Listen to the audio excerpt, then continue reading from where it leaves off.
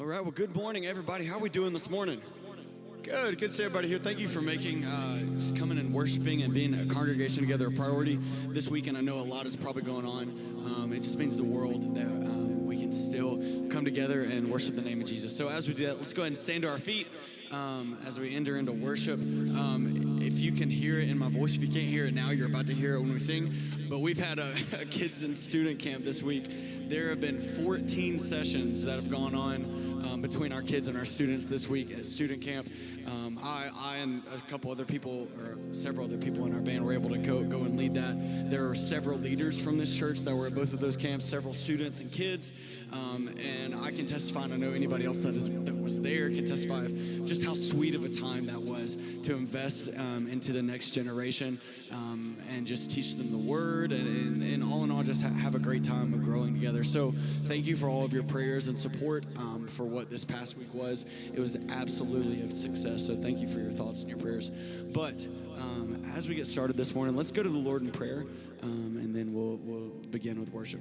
Father, we do love you. Thank you for this morning, another morning of life that's only found in you. As we sing these songs, let us look back to your faithfulness. Those of us that know you, let us look back to your faithfulness and just rejoice for who you've been. And let us also look forward, and as we put our trust in you now in this moment, but also into the future, God, because we know you are God who provides, and you are the God who is the King, who is the Lord of it all, God. So as we sing, we declare that to be true. We love you. Amen. Amen. Let's sing.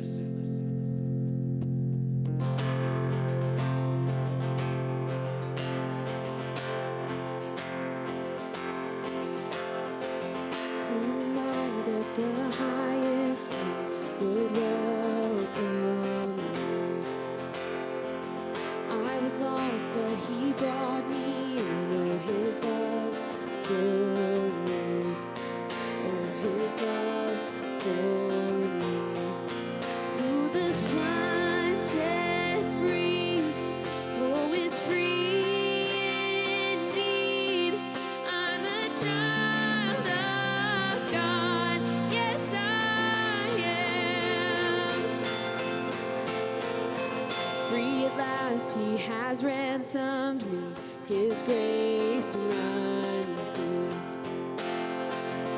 While I was a slave to sin, Jesus died for me. Yes, he died for me. Who the Son sets free, oh, is free indeed. I'm a child of God. Yes, I am. In my Father's house, there's a place for me.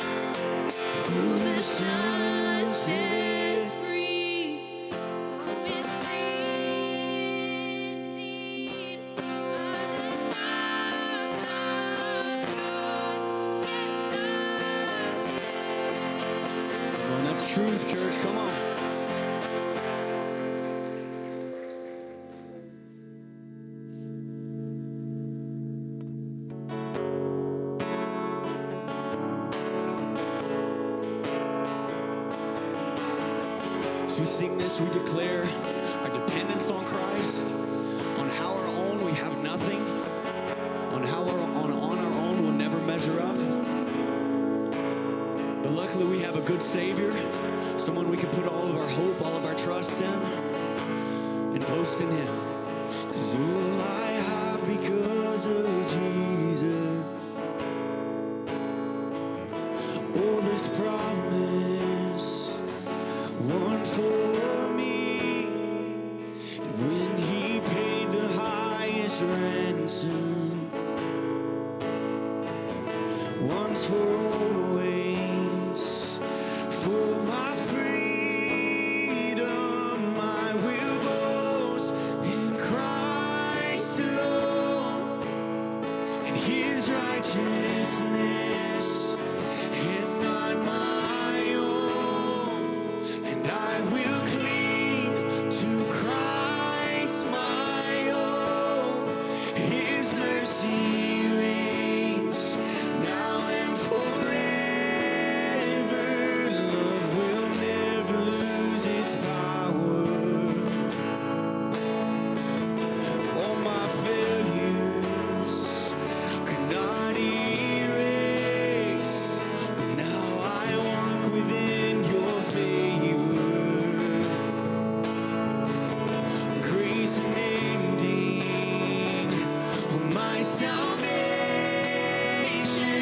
I will boast in Christ alone and His righteousness, and not my own. I will cling and I will cling to Christ, my hope. His mercy reigns now and forever.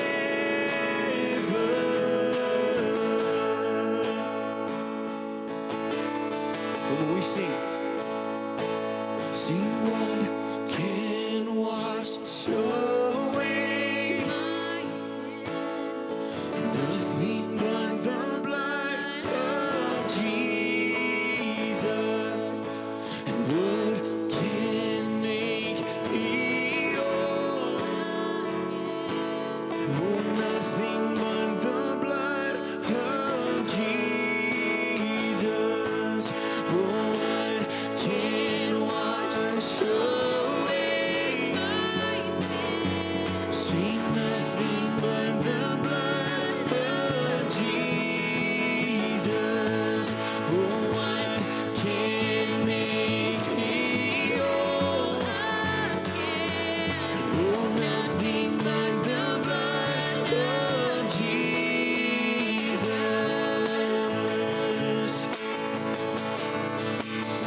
Sing, I will boast in Christ alone and His righteousness, and not my own. And I will cling to Christ, my hope. His mercy reigns now and forever. Sing, what can wash away my sin? Nothing but the blood. Believe this. Oh, what can make me whole? See nothing but the blood of Jesus, and oh, precious that makes me and no other found. Oh, nothing but the blood of Jesus. See nothing but the blood of Jesus. Man, we declare that to be true this morning. Come on, let's hopeful. Man, I love that song. I can sing that song over and over and over and over again. And what's more is I love hearing all of you guys sing that song and just to hear the saints declare that anthem of what Jesus accomplished for us, that who we trust in to change our lives is nothing than his blood and no other than Jesus himself. It's such a glorious thing to be able to not only hear you guys sing, but to know that that's what we embrace, that's what we believe as a congregation. Man, what a joy it is to have that. You guys can have a seat. So thankful that we get a chance, as always, to gather together, guys, and to have an opportunity to be able to not only ascribe great worth to who our King is, but to also have an opportunity this morning to be able to just enjoy being together and also sitting under his word.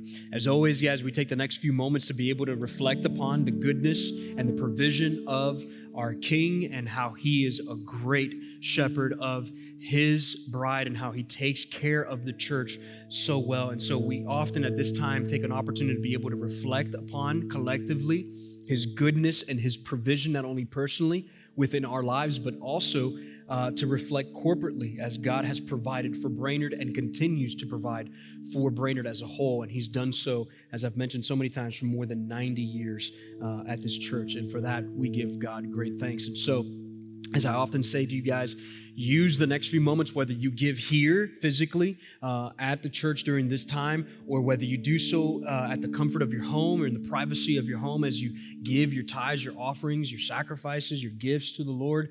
Remember that at that very moment as you give, it is an act of worship as you declare before the Lord not only that you recognize where your gifts and your money and your jobs, your provision, everything comes from. It comes from him. And so we're stewards of the very things that he gives to us. And so when we give back to the Lord, not only do we recognize from where those gifts come from, but it is our declaration before the Lord that we are dependent upon him. And as I've mentioned, guys, giving back to the Lord is a very sanctifying process that happens within our lives as God begins to work within our lives as we give back to him. So my challenge as always is whether we're here and we collectively do it, or whether you're at home, pause.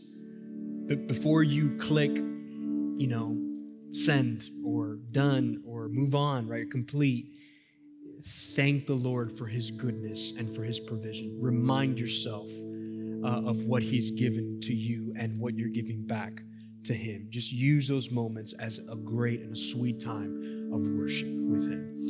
We just get to do that collectively now. So why don't you join me as we thank the Lord for his goodness and his provision. Let's pray together. Father, we acknowledge you as good.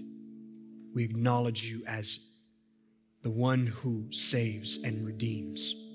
You are good, God, because you demonstrate your goodness in our lives in everyday ways, and through the very jobs that we have, through the money that we have, through the provision that you give. And it's you are the one who gives in that end. And what's more is that you are a profound rescuer. You are good to provide your son in the midst of knowing that we don't deserve your son, but yet you are good and gracious enough to provide Jesus in order to ransom us back to you. And it came at a great cost. It came through his death. But yet we also see the great victory on the other side, that your son not only provided for our sins and died a death that we deserve, but yet 3 days later, your son rose in victory over death, hell, and the grave to affirm that you can do what you say you can do and to prove that you are in fact God. And for that, we bless you, not only for your provision of what you give to us each day, but God, for the single greatest provision that you have given to us in your son, Jesus.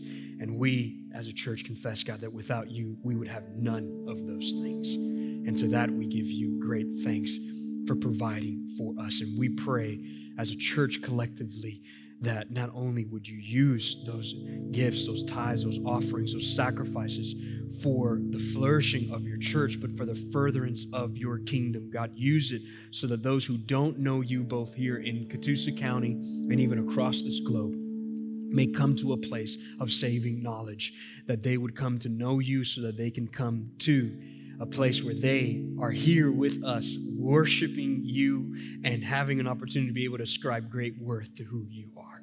God, use all of those tithes and gifts for your honor and for your glory. We love you, and we ask all of these things in Jesus' name. Amen.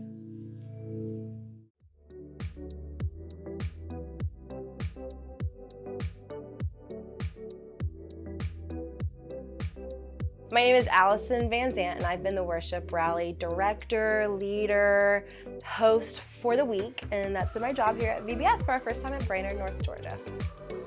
I really also have enjoyed every night just going around, peeking in on Bible time, on snack time, on craft time, even on rec, and just how the leaders in those rooms are able to bring the theme of the night back into what they do. And it's been special just to be with the kids and enjoy them and see their smiling faces no matter which part of the night that they are in.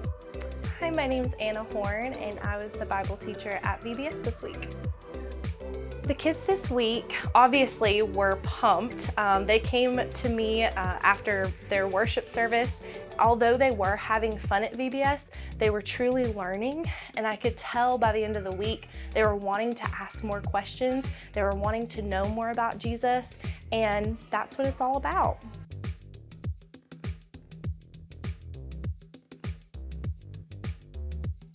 My name is Sherry Carpenter, and I was a crew leader for the first graders this week at VBS. This week has been special for me because we got to meet a lot of kids that we didn't know that were here at church already, and a lot of kids that hadn't come to church. We had lots of boys and girls that were just new to the church and lots of new faces to meet.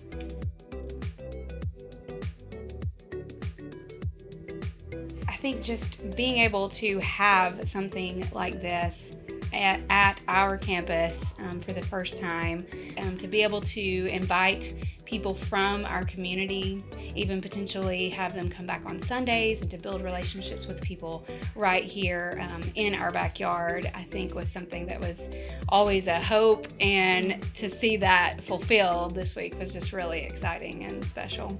And to piggyback off of that, just to see all of the hearts of our people jump in and serve their community and serve the Lord and show the love of Jesus to all of these kids so faithfully, and that was really beautiful as well.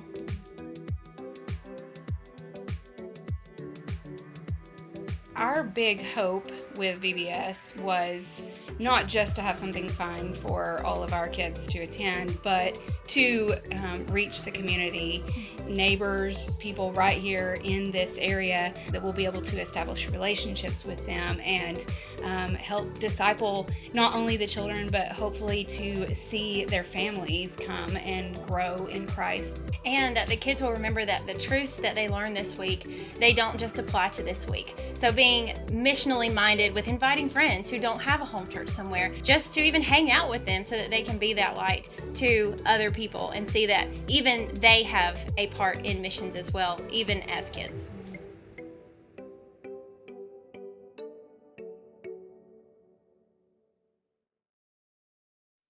Good morning. My name is Abby Cook, and I'm going to be reading 1 Peter 3:14 through 17. But even if you should suffer for righteousness, you are blessed. Do not fear them or be intimidated, but in your hearts regard Christ, the Lord, as holy, ready at any time to give a defense to anyone who asks you for a reason for the hope that is in you. Yet do this with gentleness and reverence, keeping a clear conscience, so that when you are accused, those who disparage your good conduct in Christ will be put to shame. For it is better to suffer for doing good, if that should be God's will, than for doing evil. Thank you, Abby. And that is God's word, to which we are grateful for. Let's pray together. Father, we're thankful for who you are, as always, God, and we're thankful for this very moment that we have the privilege to be able to hear your word and then to sit under your word, God. And I pray that we would be sensitive to your work within our lives. And I pray that through the means of your word and through the work of your spirit, that you would challenge, that you would help, that you would convict, that you would even encourage this morning. Help us as we look to this text to be able to be changed by it and to respond as you would desire of all of us to respond. Even help me this morning to convey your word, God. We love you, and we ask all these things in Jesus' name. Amen. All right, you guys ready to dig in? All right, we're in 1 Peter chapter 3, verses 14 through 17, as Abby so kindly read for all of us this morning. And what we'll be doing this morning is a continuation of what we started last week. We've been walking through the book of 1 Peter, so if you're visiting for the very first time, that's what we do here at Brainerd. We're expositionalists by trade, and so what that means is we're going to start in the book and we're going to walk through it all the way. And our desire is to be able to point you to the point of the passage, which then in turn is the point of today's sermon, and then we want to apply that to the life of the congregation. That's how we work through sermons, all right?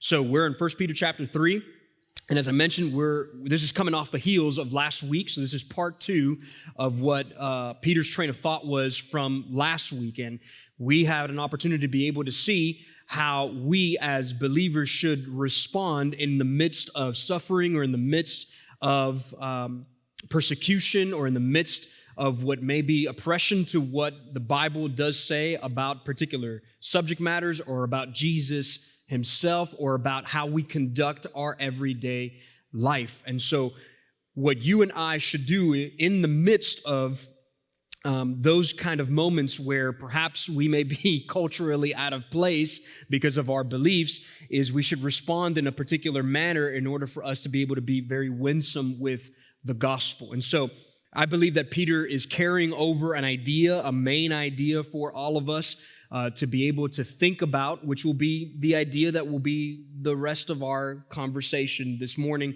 or what the sermon will be all about. All right, so let me guide your attention up here to the boards behind me, to the boards in front of you. Here's what I believe the main idea that Peter's conveying from verses 14 through 17 is. Believers should respond as Christ, both inside and outside of the church, as a visible demonstration of the gospel. In other words, guys, we, based on our response, both in here and outside of these walls, to those who do not believe what we believe, should compel others so much so that as they see the gospel written all over you, both through your words and through your actions, should be able to be compelled to say, I want to know more about the God that you live for, the God that you serve, the God that you've given your life to. I want to see all of you to be a visible demonstration of the gospel, that you shine as the gospel, or as Jesus himself said, to be salt and light in this world. All right, so here's how we're going to break apart the text today so that we can see how this main idea fits into this text. All right, here are the four ways, that I believe God calls us to respond inside and outside of the church. First of all, we should respond with courage, and we're going to see how Peter describes that. Secondly, we are called to cling to Christ. Thirdly, we are called to testify about Christ. And then lastly, we are called to respond with respect and consideration of who? Of those both inside and outside of the church. All right, so let's begin with this very first point, which is what God calls us to do, and that is to respond with courage. Now, it's worth reading one more time, so let me get your attention to go back to verse 14, and in particular, the latter portion of verse 14. It says this: do not fear them or be intimidated. Peter here is very careful with his words, and he's very intentional with what he is saying here to the believers at that very moment. And it's important that I say that, at that very moment. Let me take us to the context real quick so you can see why Peter's writing what he's writing at this very moment to this group of Christians. If you remember, they're living in a Roman society, which means that there is a ruler over this Roman nation, and that ruler is none other than Caesar himself, right? And in particular, it's Nero. And if you know anything about Nero, you remember Nero, he is a vicious individual who hated Christians and had a disposition to say, I want to wipe out Christians. In fact, Peter would know that very well because he felt the ramifications of that disposition by Nero himself as he was crucified upside down because of what he believed in, and that is Jesus. And so that's the context, right? And so the context as well, also knowing that there in a Roman society, you had believers who came to a saving knowledge of Jesus Christ and were now declaring that Jesus is Lord. In other words, that he is the King of Kings, the Lord of Lords, and they're saying that in the midst of a society whereby Caesar was known to be Lord, and there was no other Lord other than Caesar. And so you can imagine the weight of them saying that Jesus is Lord. He is the ultimate king. He is the ultimate authority, especially when you had Caesars that fancied themselves to be gods, right? That is in complete opposition to what the cultural norm was and what they believed in. They were pitting themselves against Caesar, saying, no, there's only one king, one Lord. It doesn't mean that we don't acknowledge you as a ruler, but my ultimate authority is Jesus himself, right? What's more is that they are in a pluralistic society. What does that mean? That's a $50 word, Paul. A pluralistic society means that there were a lot of religions during that day, a lot of gods that people worshiped. And now you had Christians saying not only is Jesus Lord, but he is the way, the truth, and the life, and no one comes to the Father but by him. In other words, they're exclaiming the exclusivity of Jesus, that there isn't any other gods. There's only one true God, and that is Jesus. And yeah, sure, there's a lot of these idols in this Roman culture, but they are nothing but idols. They're nothing more than that. We serve the real, true, and living God.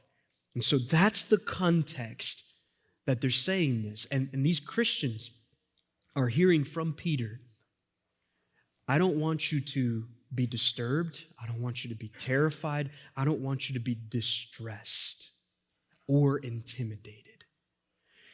That's what that word fear means. Disturbed, terrified, or even distressed. That's what he's conveying to these Christians. Now, you can imagine, these Christians are hearing these words from Peter, knowing that in the backdrop, not only are they standing for the very truth that I just finished talking about, but they know that standing for those truths came at a great cost. In other words, they knew of Christians who were persecuted for their faith. They knew of Christians that even were martyred for their faith. They understood that following Jesus came at a cost, so much so that it would even cost them their life for saying what they were saying, that Jesus is Lord. And so here it's in that context that Peter says, I don't want you to be fearful and I don't want you to be intimidated for standing for what you believe in.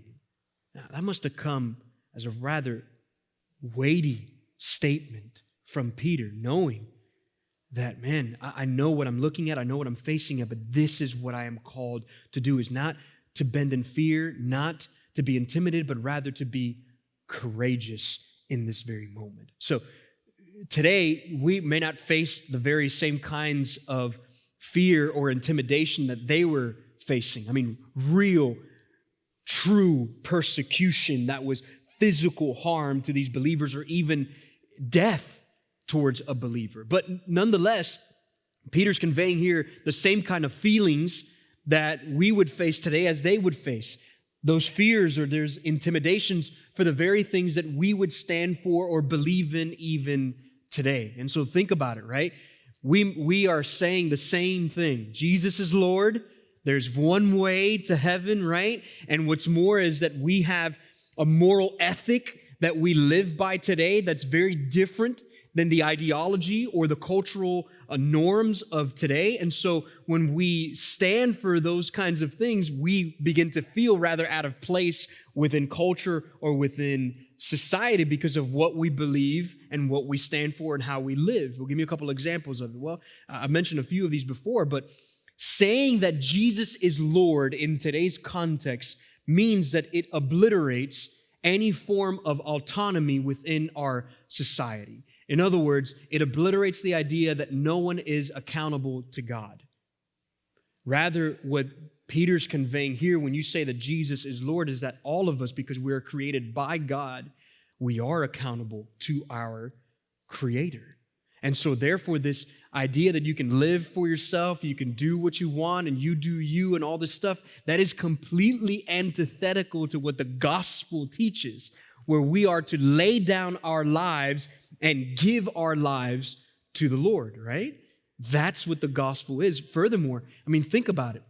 Some of the hot topic issues that we talk about today are some of the things that make us feel so out of place or even culturally different, right? But yet, it's what we believe. We believe in a holy sexuality, right? Where we believe that God created sex as a good gift for all of us, but yet it's to be used and it's to be enjoyed within the confines of marriage, right? And what's more is that God created both male and female, and that is how the family is constructed, and that is by design by God. That's what He instituted. That's what He created. What's more is that God created specific genders, right? Male and female. And so think about it. You saying all of that, you standing for all of that, yeah, that comes with a lot of ramifications today, because you're saying these things in a culture that says, no, you can be what you want. You can reassign your own gender. It's fluid these days. You can have whatever kind of sexual ethic you desire to have. All of that can be fine and well. You can do all those things. Meanwhile, we're saying, no, that's not what it should be like. Think about it. Imagine saying in today's day that you are not Lord over your gender, God is.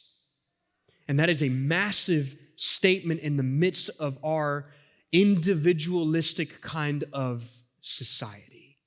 And it's in that same context that Peter says, don't fear them or be intimidated. Now, mind you, I get it. You may not be living in a Christian bubble. You may not even be working in a Christian bubble. And so this comes at a great cost for you as you stand for these convictions and as you speak under these convictions, right? Or for these convictions. But then remember, Peter's not only telling us, but he's telling those Christians in those days, knowing that they would be facing persecution and martyrdom for their faith, right? And so he tells them, I know that Nero is reigning. I know that you're living in a pluralistic society.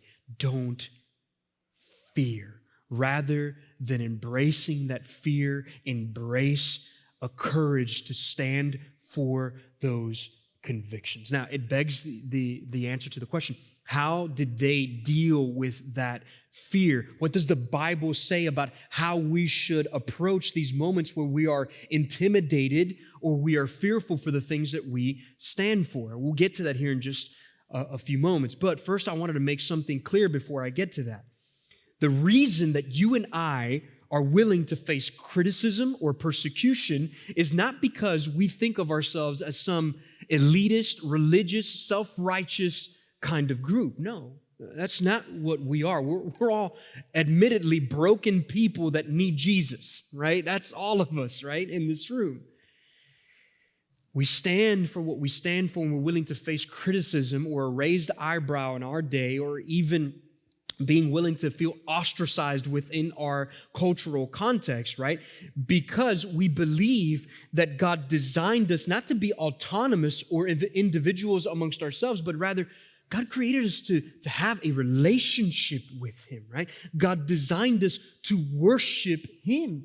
We are meant to be in this relationship with God. That's by design. What's more is that we say the things that we say about marriage because we believe that God instituted marriage. He designed marriage, and that is His way of seeing couples flourish within marriage. It's a good thing. He designed it, right? Even within our holy sexual ethic, right? God designed that in a way for it to flourish and to be good and to be enjoyed, and for God to see people be honored in the way that he designed it to be in that manner, right? What's more is we say the things that we say about gender, not because we think that we're some sort of self-righteous kind of group or we're trying to bash people over the head. We say the things that we say because we believe that Christianity speaks to that in such a profound way that a person's gender is not an accident but a design. In other words, a person is not a mistake. God designed you exactly as you're intended to be designed, and God loves you enough to give you dignity, value, and respect in that way. And so we say the things that we say, and we're willing to face the criticism of it because we believe that what we're saying is good and right and truthful. It's intended to be said in a way that we say, this matters to you. It's important. Now, mind you, what's more, guys, is people are in a flood of ideas that are false. And guys, we have the truth to be able to speak. We have righteousness written all over this book we call the Bible, right? We believe that the Bible is not a book of fables, but truth. And so that's why we say the things that we say. And hear me, guys, if no one else but us, then who to speak about the truth and to say that these things matter? And again, that's under the backdrop of knowing that there is a flood of ideas and falsehoods that are being stated to people all across this world and even outside of these walls in our society. And if we don't say something, if we don't say, no, this truth matters, that Jesus matters, that you are valued, you are important to him, that these things are done by him on purpose, then no one else will, right? The church has the truth. And so think about this. I love what J. Gresham Machen says. J. Gresham Machen, I'm sorry, I said that way too fast. Here's what he says about taking into consideration how important it is for us to speak truth in a winsome manner within our society. He says the following words: false ideas are the greatest obstacles to the reception of the gospel. We may preach with all the fervor of a reformer and yet succeed only in winning a straggler here and there. If we permit the whole collective thought of the nation to be controlled by false ideas and ideologies that aren't even true, right? And we don't ever say anything at all, then Christianity can just be regarded as nothing more than just a harmless delusion. Just people gathering together on Sunday for some weird therapeutic stuff. But that's not what it is. We have something more to offer than just some supposed delusion. We have the truth. And we have an opportunity to be able to speak that truth. And so Peter gets it. I know that there's fear. I know that there's intimidation for the things that you speak of, the things that you stand for. But he says, I want you to respond with courage, right? Now, not all intimidation is bad. I like the kind of intimidation that keeps all the boys away from my girls. That's the kind of intimidation that I do like, right? That's cool. I'm cool with that, right? But even in the midst of intimidation, he says, I want you to respond with courage. Now, is this a courage that you just kind of muster up on your own strength? No. How do you do that? He answers the question. You do that by clinging to Christ. Look at this second point, especially in verse 15. Notice what he says here. He says, coming off the heels, do not fear them or be intimidated, but in your hearts regard Christ as Lord and holy. And Lord as holy. Now, he uses that statement in this context, and I believe that the key word in this phrase that shows us how we ought to respond is that word regard, okay? And your translation may say honor, or it may say set apart. Now, what does honoring, regarding, or even as I said in this point, clinging onto Christ have to do with everything that I just finished saying in verse 14? Now, think about it. Peter here knows exactly what the church needed as they were facing this fear and this intimidation. They needed a heavenly, glorious view of who Jesus is.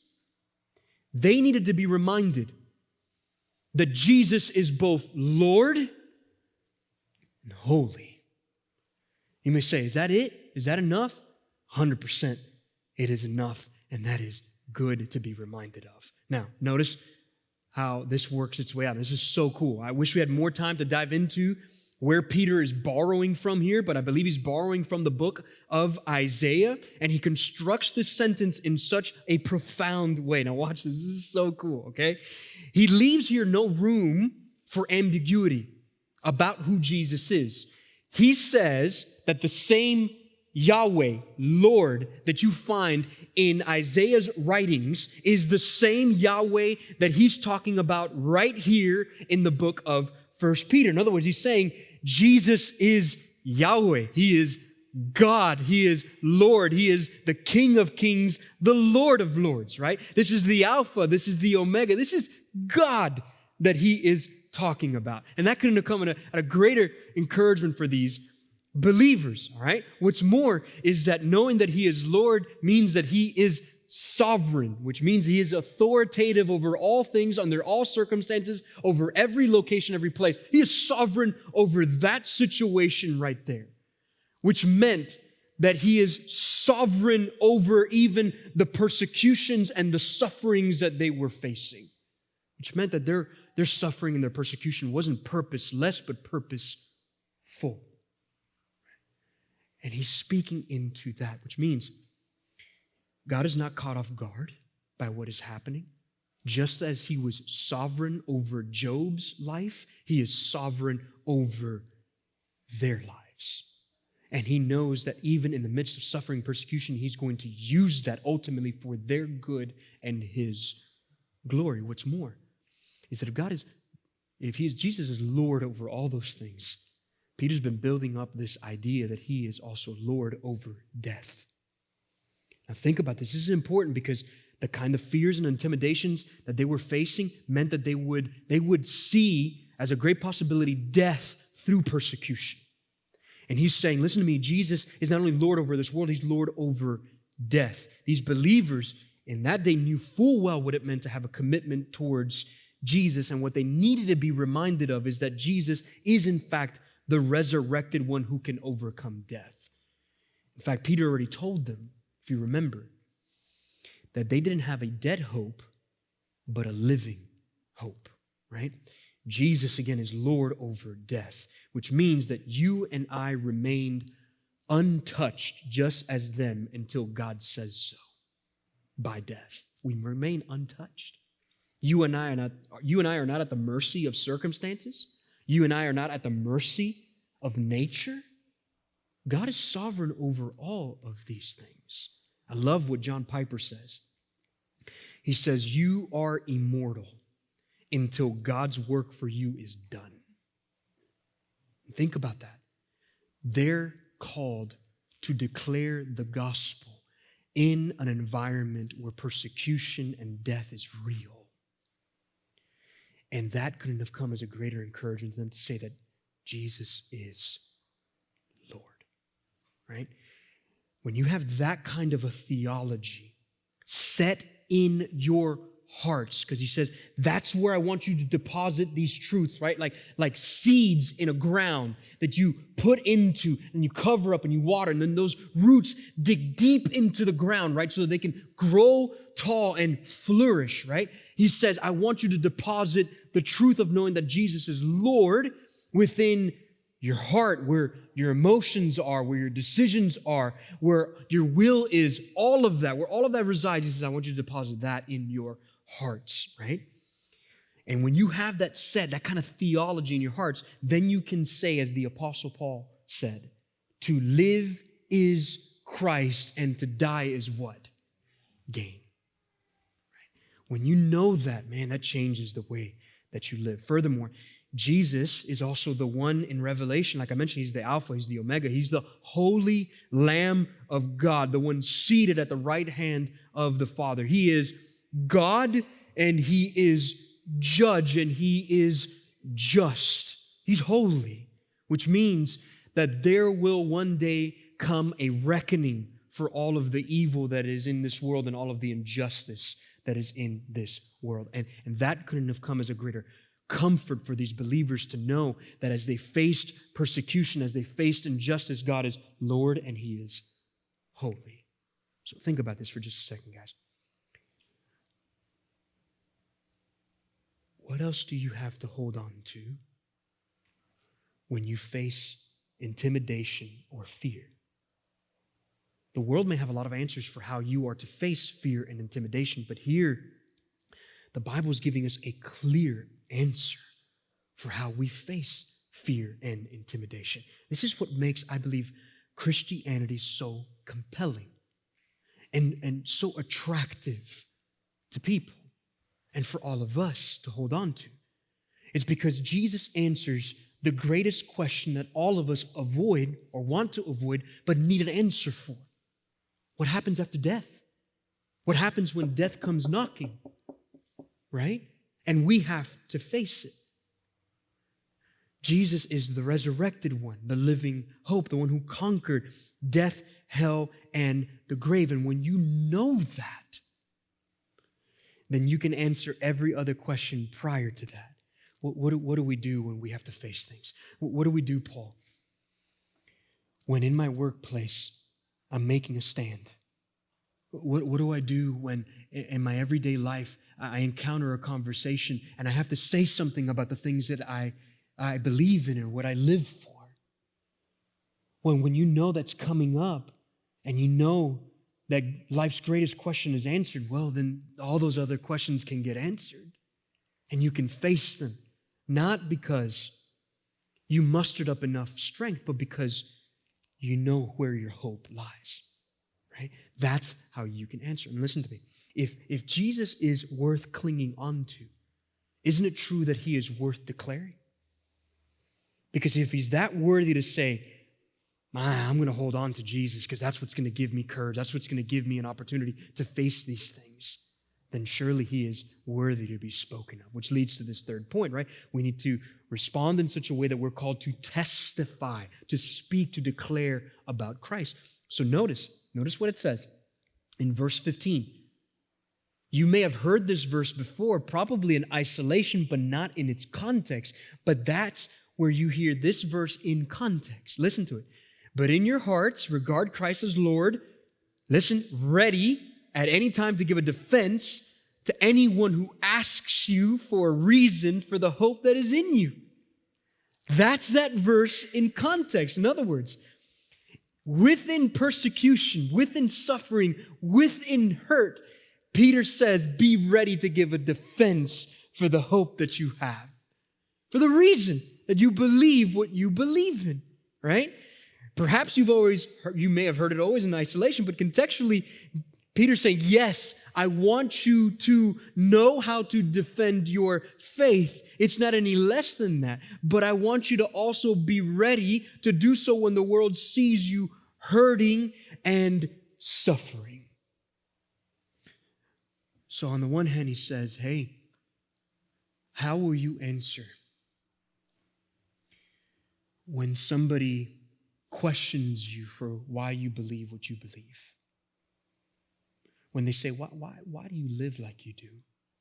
Why are you willing to face criticism like you do? Why is it that you live and conduct your marriage the way that you do? Why are you willing to say, man, covenant marriage matters to our family? Why are you willing to stand to say, no, the way we invest in our family, the way we disciple our children, the way we spread the gospel, it matters. Why do you do that? Why do you live with integrity within the workplace? Why are you willing to not disparage other people or speak hatefully towards others? Why is it that even when coworkers are making fun of you, you treat them with dignity and respect and love? Why do you do that? And then furthermore, take it a step further. How is it that you respond the way that you do when all of a sudden the person on the other line of the phone is the doctor calling you with a prognosis that isn't the best? Right? When you're really facing life's challenges and your body is failing and you're hurting and you realize, right, that life is short. And you're feeling it, right? Like when you're young, you're like, I don't care, right?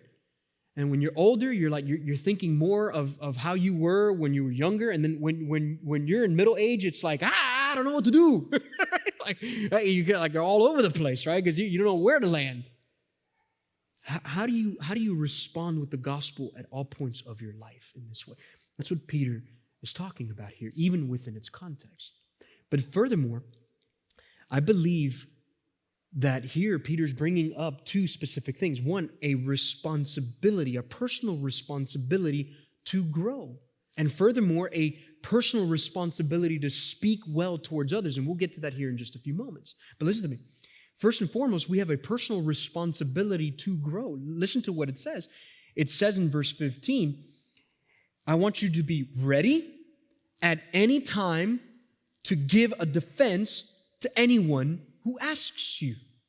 That word there, ready, is literally what it means. Ready, right? In other words, you and I should have a disposition that we should know at the very minimum the essentials, the fundamentals of our faith. We should know the gospel. We should be able to articulate the actual gospel. And furthermore, even what Peter's been building up is that we even have a responsibility to be able to say that we know how to articulate the most important part of that gospel, which is the resurrection of Jesus Christ, right? Because without that, our faith is meaningless. And so he's saying, I want you to be able to give a reason for everything that you design your life by because of the gospel. And what's more is that it's spontaneous when it takes place. That's why he says there's nothing necessarily formal here. He says at any time when anyone asks you. So he's saying, hey, at any portion of your life, whenever you're going about your daily life or when you're in your workplace, you give reason for what you believe in. And listen to me, guys. If you and I say that Jesus is worthy to cling on to, then surely he is worthy to be known, and he is worthy to be spoken of in a way that we can share a complete gospel with other people. And so let me ask you a question, believer. Do you know how to articulate the gospel? Do you know how to be able to share that in such a way where people can hear it and say, I got it. I understand where you're coming from. That's the challenge that he gives us. Not only does he give us a challenge to be ready to testify about Christ, but then we also have another personal responsibility to be able to respond with respect and even consideration of others. So he says, what we need to do, we need to be ready to give a defense, right, of the hope that we have. But then he says, I want you to see how you ought to do that. Listen to what verse 16 and 17 say.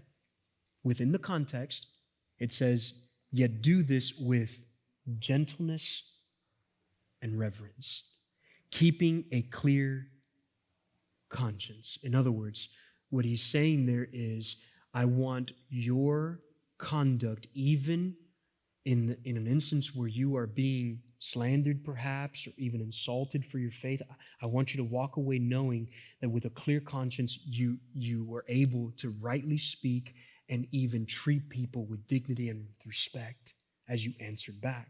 How do I know that? Listen to what it says. It says, yet do this with gentleness and reverence, keeping a clear conscience, so that when you are accused, those who disparage your good conduct in Christ will be put to shame. Verse 17, for it is better to suffer for doing good, if that should be God's will, than for doing evil. Now, I love those two words that Peter brings up here. Gentleness and reverence. Right? Let me begin with the first one, which is reverence. Okay, now, is Peter talking about here that we need to have like this weird, intimidating fear of other people? No, that's not what he's saying here. What he's saying here is to respect other people. In what way? To remember that every person, even though they may not believe like you, are made in the image of God, which means that we need to value them, we need to respect them, we need to give dignity to every individual. And when you see another individual made as the image of God, then you will respond, as Peter says here, with Gentleness. What's another word for that? With considerate ways of responding, with consideration. In other words, as Jesus would say, you're going to be salt and you're going to be light, right? Doesn't mean that we back away from speaking the truth, but rather we speak the truth in such a way that we respect and dignify other people. Right? This verse 15 brings to mind a lot of different ideas of how I've seen people use apologetics, right? Defending your faith. You guys have heard that before, right? Where too often what I've seen is that in answering for our faith, some have used the opportunity to defend the faith as a means to destroy an individual and just undignify them just to make a point or to win an argument, right? And so what happens, they're willing to dismantle a person rather than dismantle an ideology. God calls us to dismantle ideologies and falsehoods, but not at the expense of another individual. Peter here says, I want you to be winsome with how you are declaring the gospel and how you communicate with other people. Yes, speak the truth. Yes, stand for your convictions, but do so in such a way that you're literally a salt block for other people, that they're willing to say, man, I'm compelled by how you've even responded. Listen to me. Now more than ever, it couldn't be a more appropriate time for us to be able to respond in this way when there's so much vitriol, there's so much hate, there's so much back and forth of how people talk to each other. And yet we have a chance to be able to say outside of these walls, we can respond having all the confidence in the world of what the gospel can do in the lives of people, and yet not have to feel like we need to retaliate towards someone else and be hateful towards them. Peter says, hey, do so with gentleness and with reverence, with respect and with consideration. And he's saying that to people who were being persecuted. I mean, let that sink in.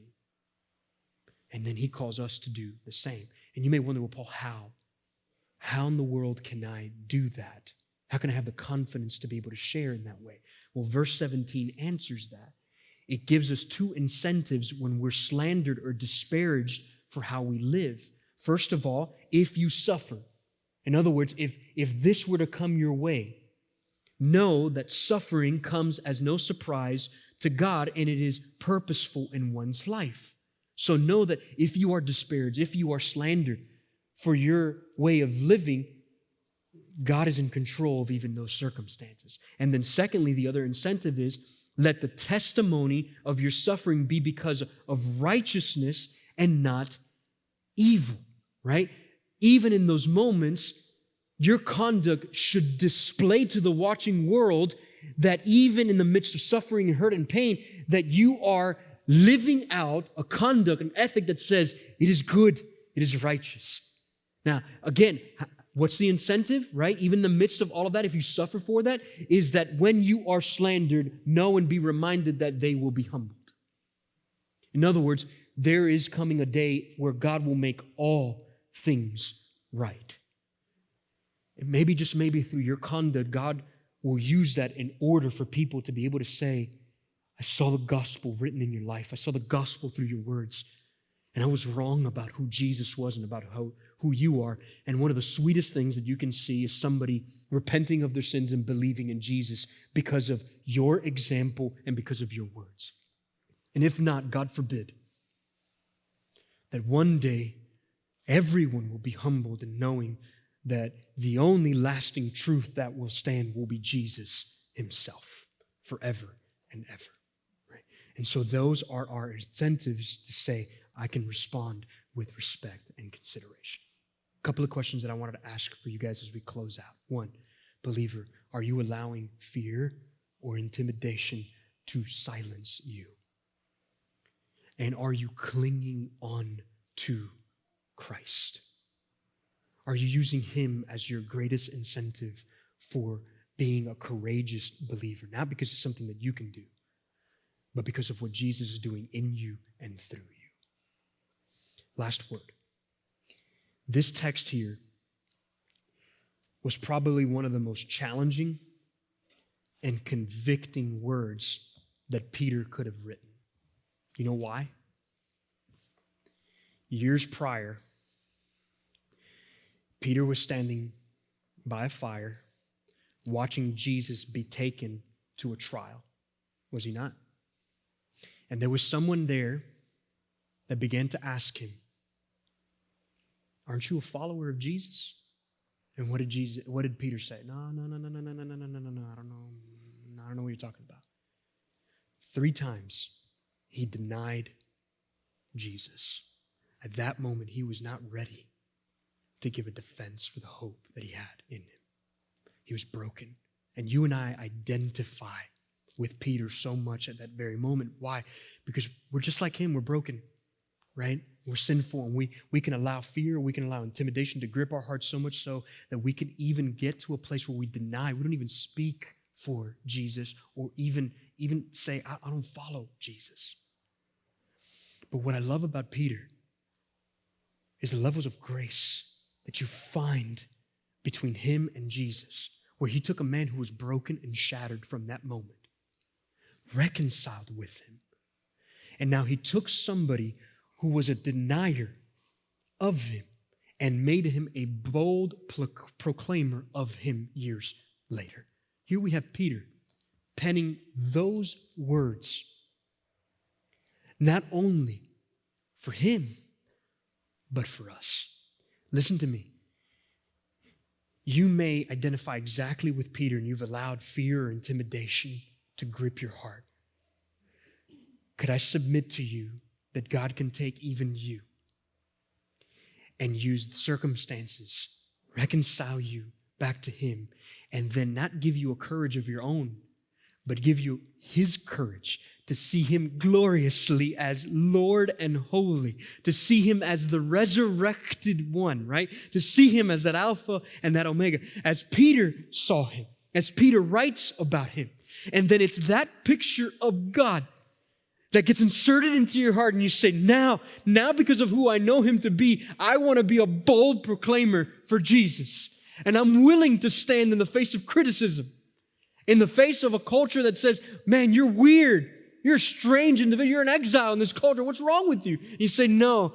I know that's what you may think of me, but I know the truth, and I know my Savior, and I'm willing to stand in the face of criticism and say, I know who my Savior is and who you need. And it's Jesus. Listen to me. If you've been fearful, I want you to do one thing only. Look even to Peter's life. And the one thing I want you to be like him as is broken. Broken like him. And then willing to go to his Savior so that he can lift you up. And then you become like Jesus. All of us can.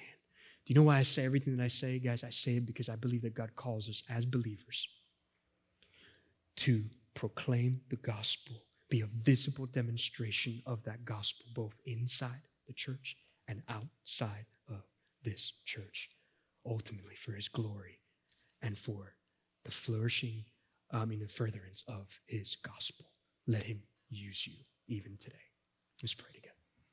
Father, we're thankful for you and beyond thankful for your goodness and your ways of working within our lives. God, I'm beyond thankful for this text, as it instructs us, as it shows us who we need to cling on to and what we must do. God, I'm thankful for you and how you work in our lives. God, I pray that you would help us to cling on to you, that you would help us to speak boldly for you. God, I pray that you would move us towards people and help us to be able to share the gospel amongst our friends, our family, our co-workers, wherever we frequent. God, I pray that you would just use this church in a marvelous way for your kingdom. We love you, and we ask all these things in Jesus' name. Amen. So I'll stand together, church, and listen, you respond as God would lead you to do so. If you have any questions about anything, please don't hesitate to come and see me. I'd love to have a conversation with you. For the next few moments, let's worship our good King, and let's respond as God would lead us to do so.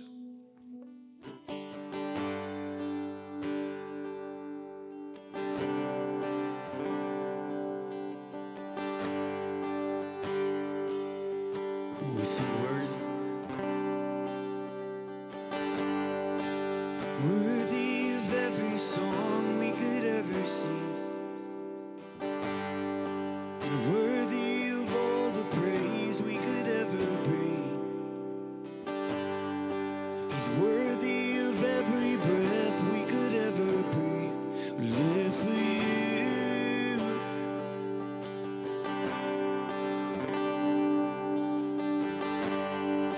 And Jesus, the name above every other name.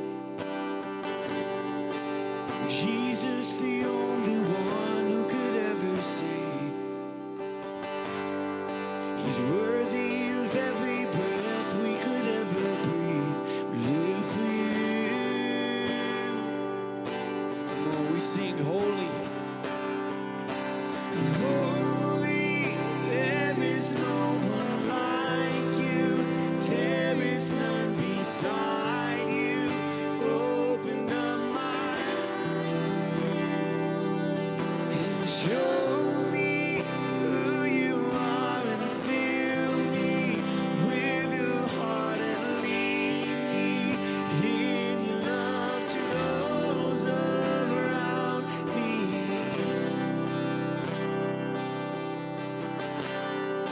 He's worthy, worthy of every song we could ever sing, and worthy of all the praise we could ever bring. He's worthy, and worthy of every breath we could ever breathe. We live for you. Sing Jesus, sing Jesus. Jesus, the name above every other name, oh, the only name. And Jesus, the only one who could ever save. He's worthy of every breath we could ever breathe. We live for you. We declare His holiness. Come on. Sing holy, there is no one like you, there is none beside you. Open up my eyes and show me who you are, and fill me with your heart, and lead me in your love to those around. You are holy, there is no one like you, there is none beside you. Open up my eyes and show me who you are, and fill me with your heart, and lead me in love to those around. So I will build upon your, 'cause it is a, and I will put in you alone, and I will, oh, I will build upon your word. It is a and I will put my trust in you, and I will holy, sing holy, there is no one like you, there is none beside you. Open up my eyes and show me who you are, and fill me with your heart, and lead me in your love to those around. Sing holy, and holy, there is no one, there is none be. So open up my eyes and show me who you are,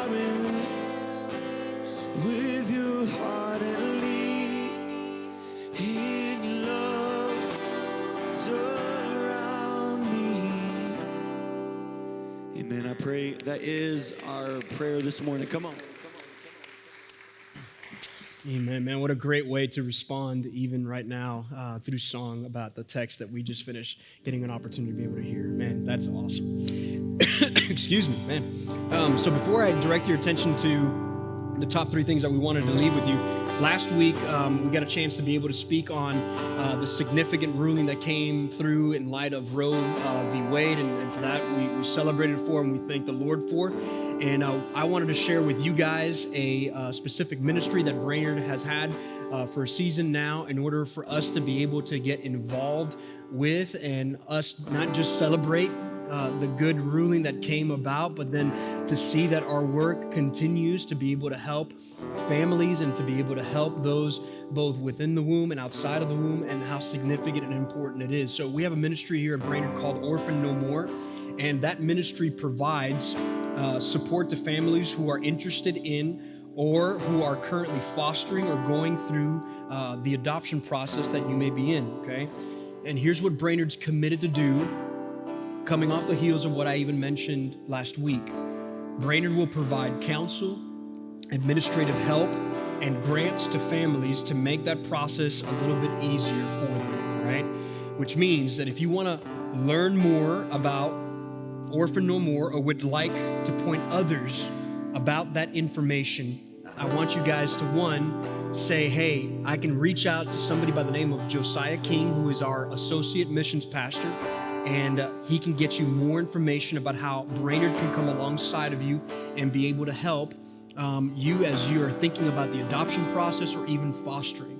And then secondly, if you have someone that you can point that information to, okay? So if you're interested in knowing more about that, you can go on our website, go to our About page where our staff is, find Josiah King, email him, and he can be able to give you more information about all of that, all right? So we want to be a church that's committed to say, hey, we're going to advocate for life on the one end, and we're going to continue to come alongside for life on the other end, because both matter, all right?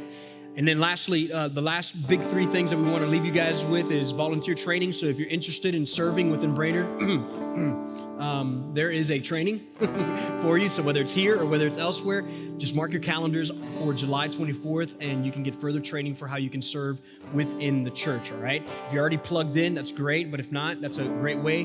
More details are going to come out about what you need to know about that in particular, and so just know, one, mark your calendar for that if you're interested in finding out. Secondly, we have a members meeting on July 24th at the sanctuary, and so we want you to mark your calendar for that. We're going to be talking about our budget in the new fiscal year, beginning in August and going into July of next year. We would love to have you guys there so you know what that budget's going to look like, okay? And then the Backyard Bash on July 31st, we're going to all get together at the Chattanooga campus on the BX soccer field and get a chance to enjoy capping off the summer and get a chance to hang out together. So just mark your calendars for that as well in order for you to enjoy the rest of this July, all right? Guys, it's been great to be with you. Hey, happy 4th. Enjoy the long weekend. Thank you for being here. Our prayer for you is the same as it is each and every week, and it's this: may God be gracious to us and bless us. May He make His face shine upon us. Why? So that His way may be known on earth and His salvation among all nations. Love you guys. Have a great, great weekend. We'll see you next week.